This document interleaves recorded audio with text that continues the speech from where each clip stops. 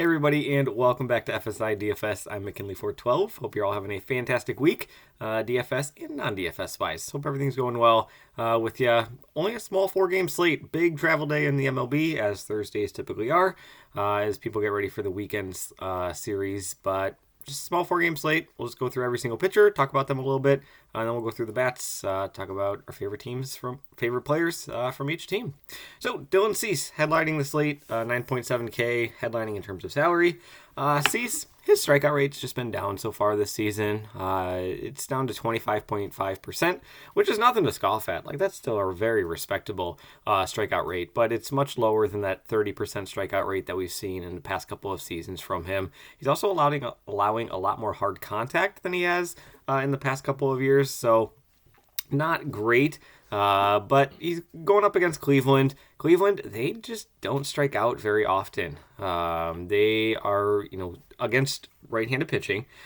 Cleveland actually ranks 28th or 3rd, however you want to look at it. They just don't strike out. Only a 19.8% strikeout rate. But they're WRC plus, so like all the things combined against right-handed pitching, they're a very weak offense. If you just look at the past month, they're dead last actually against right-handed pitching. And to add to the fact, they won't have Jose Ramirez. I believe he'll still be on bereavement list. And won't be in their starting lineup. So take away Jose Ramirez, input how Cleveland is the worst team against right-handed pitching offensively over the past month. The low K rate on them, I'm not too concerned about. I think that Cease could be a fine option, even at 9.7K. Tyler Wells for Baltimore going up against the Angels, 9.2K. Wells has a 22% strikeout rate. It's fine. But the big thing for him is that he's got an ERA of only 2.68 on the season. However, he's going to see some big regression here. The advanced metrics, things like xFIP, show that his ERA should be closer to 4.5, maybe even closer to 5. So there is some concern in that regard with Wells. But overall, he's been very, very solid this season. Maybe the BABIP or just the luck kind of continues with him. We'll see. But there's not really a whole lot of other pitchers to be super excited about. So Wells, he's obviously going to be in your player pool moving forward here. Taj Bradley, possibly the most intriguing guy on the slate. So he started off the season with Tampa Bay, and he was lights out. Just an absurdly high strikeout rate, 6, 9, and 8 in only 15 innings pitched. Crazy high strikeout rate. However, he then got sent down to the minor leagues in AAA, and it was bad. It was really bad. I looked at his numbers. He went 16 innings pitched in the minors after his great start to the season here in Tampa Bay. 16 innings pitched, 20 earned runs, good for an 11.25 ERA, only 13 strikeouts in those 16 games, and 9 walks. So which Bradley is going to be showing up? Now, reading some articles on the struggles that he had down in the minors, they said they was kind of, prepping him for the majors, changing some things up in his in terms of the pitches and all that stuff. But who knows if they're going to wipe that and he's going to come back to the majors and kind of do what he did, or who knows? It's going to be very intriguing to see. The Mets, they're a very middle of the pack offense in terms of, all the metrics going up against right-handed pitching. So, yeah, Bradley, I think, is one of the more intriguing names on the slate in terms of like his upside, but also just he has been dreadful in the minor leagues over the past month or so, the past handful of starts that he's had down there. Turn to Logan Allen, 8.6K for Cleveland, facing off against the White Sox. White Sox, much like the Mets, very middle of the pack in all numbers, essentially against the left-handed pitching type, much like Allen is. Allen, he's got the strikeout upside, 25.3% K rate, so very similar K rate to the guy on the other side of that game, Dylan Cease. But he's got that 30% K upside for sure. His past couple of years in the minor leagues, he was in that 30 to 35% K rate. So yeah, and he's in a better strikeout matchup going up against the White Sox. Like I said, Cleveland doesn't strike out too much against their pitch type, but White Sox strike out quite a bit more. One also nice thing to note with Allen is that he does have a near 13% swinging strike rate, which is actually one of the higher ones on the slate for all the pitchers. Yuri Perez, another very tall guy. Wells is 6'8", but Yuri Perez is also 6'8", and he's just got some filthy strikeout stuff. He pitched 100-plus innings in the Double-A ball the past 2 years, and he had over a 35% strikeout rate. Then he comes up, makes his MLB debut, strikes out 7 guys in the first 4 innings, 17% swinging strike rate in that first MLB debut. Going up against Washington, they're similar to Cleveland. Low strikeout rate team, but man, when you look at all the other numbers and you incorporate like the WRC plus and all that, they're one of the worst offenses in the entire league. So definitely going to have some serious interest in Perez. I could see him being very popular. I could see a big combo being, one of these top guys like Cease, Wells, or Allen, and then pairing him with Perez. It's probably going to be a very popular combination there. So I do like Perez, like the matchup, like the strikeout upside that he does have, and like the price tag for him there.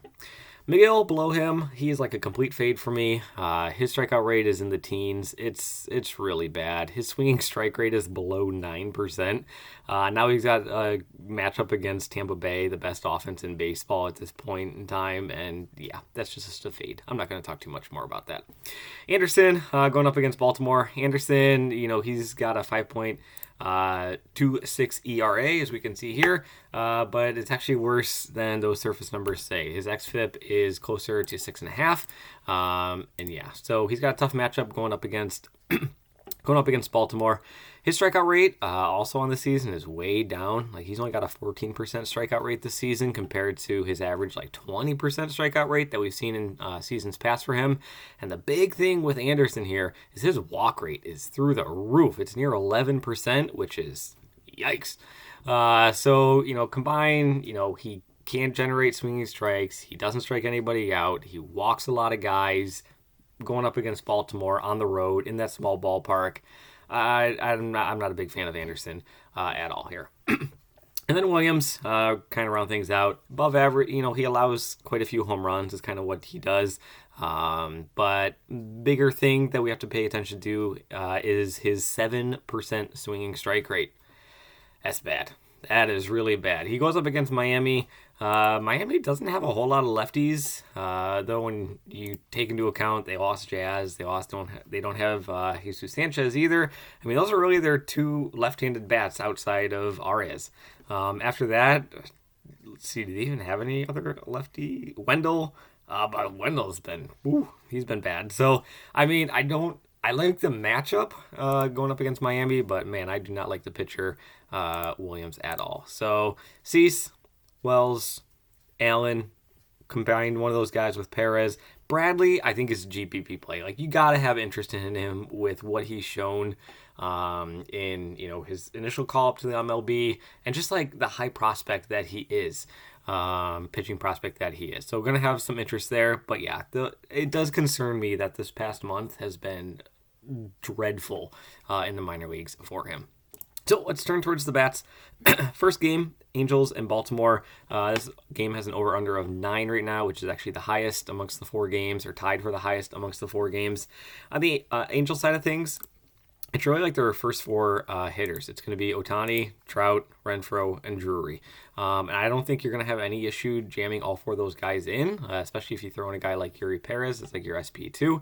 All 4 of these guys have a 250 ISO or higher and against right-handed pitching, and they all have a WOBA that's 350 or above. So I'm going to have some serious interest in all 4 of these guys, but let me just show you here real quick. If you throw all 4 of these guys in, and then you throw in a guy like Yuri Perez, and then we'll just go with Dylan Cease because he's the most expensive, 2.9K remaining for, and one of those includes a catcher and a shortstop, which, you typically pay a little bit down at those positions. But say you don't go with Dylan Cease and maybe you think Taj Bradley or Logan Allen's a better option, 3.2K.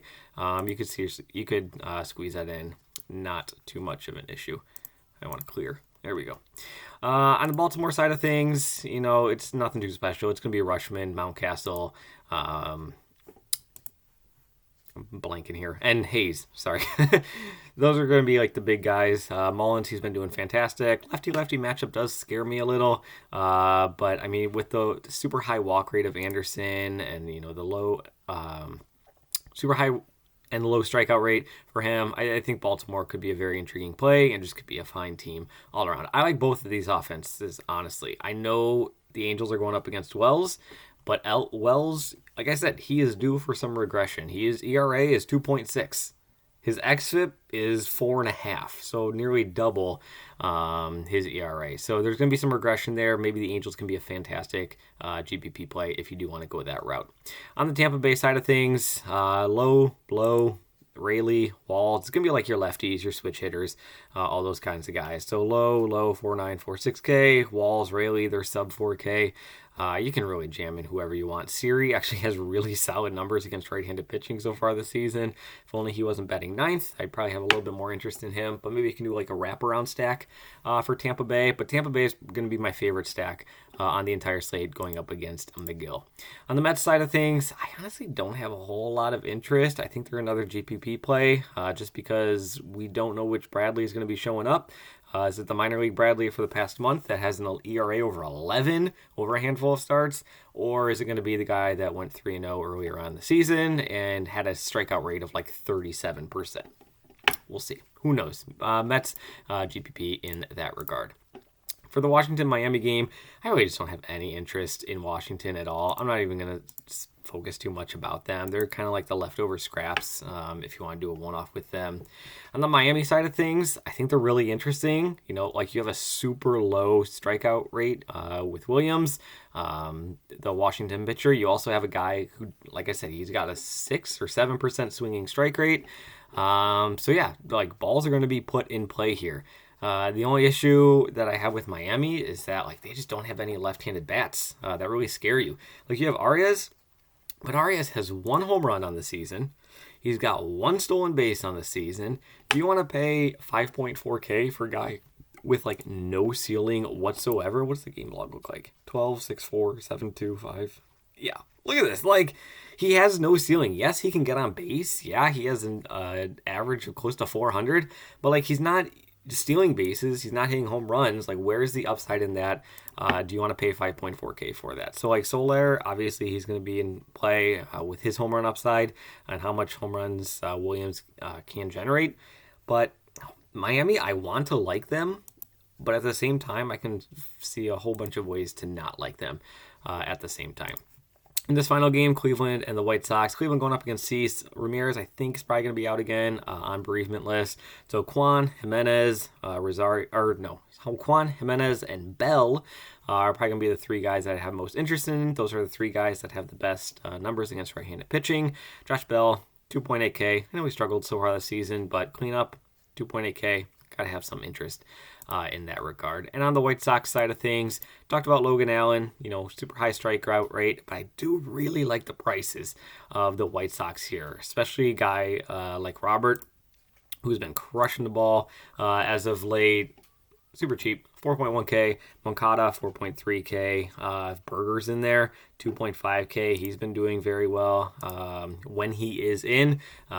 He missed quite a bit of a stretch there, but he seems to be back now that he is back. Seems to be doing well now that he is back. So that kind of runs an overview of the slate. Like I don't think salary is going to be too much of an issue just because there's not super expensive pitching. Yeah, so that kind of covers things. Thanks for watching. As always, really do appreciate it. Hope you guys have a fantastic Thursday. Do well in your contests. Thanks for watching, and we'll see you in the next video.